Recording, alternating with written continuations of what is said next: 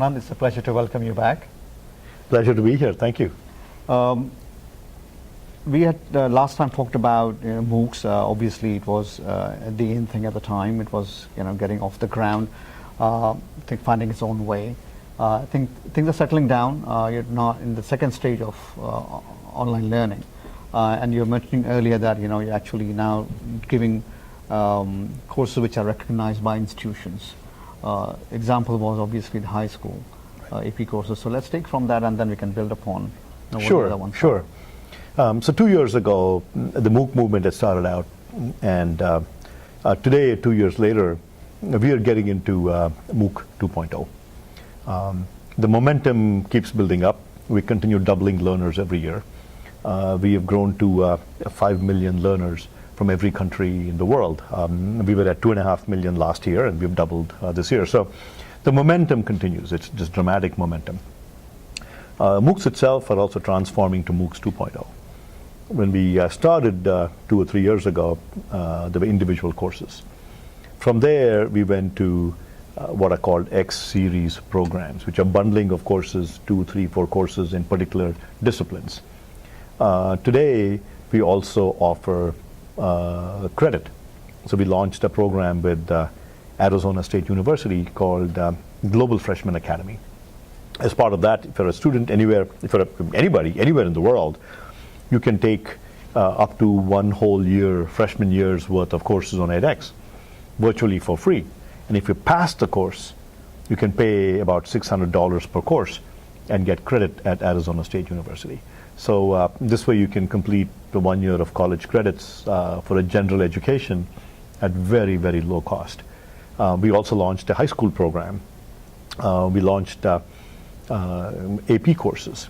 We are looking to offer all AP courses. We're up to about 20 AP courses, and there's another 10 or 15 left. But we have all the popular ones. Certainly all the STEM courses in physics, math, chemistry, biology, and so on. So if you're a high school student anywhere in the world, whether your high school offers an AP course or not, you can take that course on edX. And following that, you can go and take the AP exam. And if you pass, most colleges in the US will transfer AP credit. So we're really moving from take courses to taking courses and then finding some recognizable value at the end of courses, whether it's edX certificates that can help you get jobs, credit at universities, or AP courses. Do you foresee this as becoming a full-fledged course which is recognized by some universities rather than as an add-on or a substitute? So in some ways, with a partnership with Arizona State University, since we offer an entire freshman year online, that is indistinguishable from an online university. And so in some sense, through partnerships, you can already complete 1 year of online credentials on edX. And so in that sense, we're already at that point.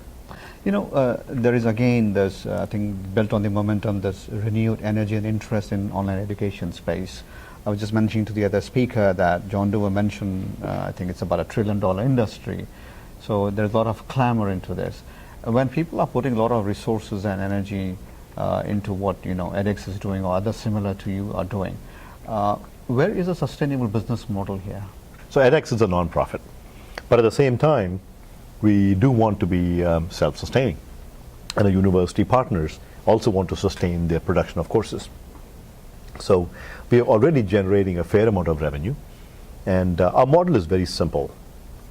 You can take courses or programs for free. Education is a right, and so you can take a lot of the courses and content for free. At the same time, we get revenue from what you might call a freemium approach, where you can get value-added services for a fee. So on edX, you can sign up for the verified track. When you sign up for the verified track, you pay a fee and you get a certificate. The certificate has a fee. Similarly, we also offer credit. So you can take the course for free, but if you want credit, once you pass the course, you pay a fee. And so the revenues are coming in from these added credentials and services.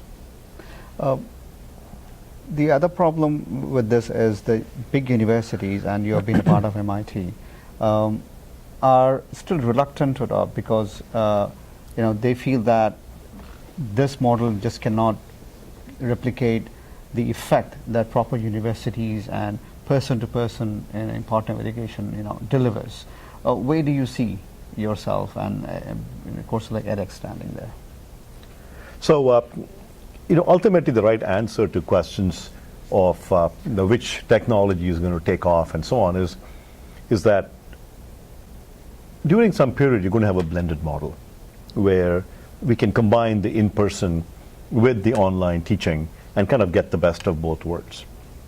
The online approach has a lot to offer that in-person simply is not able to replicate. So the instant feedback, where when you submit a answer to a problem, the computer can grade you instantly within seconds and get you back a result. Similarly, you can have a rich multimedia experience, and kids today are really used to that rich multimedia experience. And so online, in many respects, are substantially better than campus education. And similarly, there are many aspects of campus that are substantially better than a purely online method. And so on campuses, I expect that the blended model will be very popular. And at MIT, certainly, they have taken the blended model to heart. And already, 4 out of 5 undergraduates at MIT use the edX platform on campus as part of their normal curriculum. So this scalable model then could be adapted by anyone in the world, literally, for all the big schools. Are they waiting because brand dilution is a concern, you think? So different universities are progressing at different paces. And so edX has about 90 institutional partners. Our partners from India include IIT Bombay, IIM Bangalore, and BITS Pilani. And we would love to partner with other IITs and IIMs and other institutes all over India. Our hope is that they will bring these technologies into their campuses and innovate on how campus teaching is also done.